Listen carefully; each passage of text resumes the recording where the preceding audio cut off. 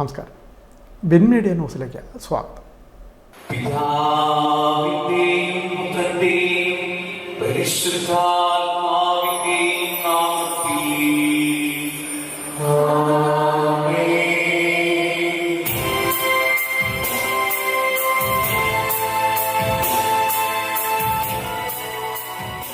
ചാലിൽ പള്ളിയിൽ ഈശോയുടെ തിരുഹൃദയ ദർശന തിരുനാൾ സമാപിച്ചു.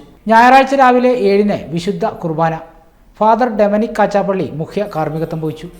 വൈകിട്ട് 4:30 നടന്ന ആഘോഷമായ തിരുനാൾ പാട്ടുകുർബാന മുഖ്യ കാർമ്മികൻ ഫാദർ ജിതിൻ ജോസ് കാളാരൻ, സഹ കാർമ്മികത്വം ഫാദർ ജോട്ടിൻ കൊണ്ടോട്ടിക്കരിയും ഫാദർ എബ്രഹാം മാരാങ്കുഴിയും നിർവഹിച്ചു. ഫാദർ ലിജോ കുറിയാടൻ മുഖ്യ പ്രഭാഷണം നടത്തി.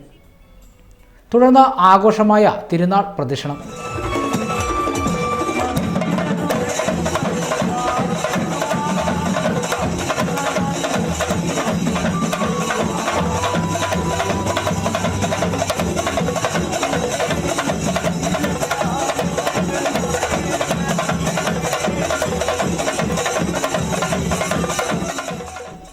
നിരവധി ഭക്തജനങ്ങളാണ് പ്രദക്ഷിണത്തിൽ പങ്കാളിയായത്.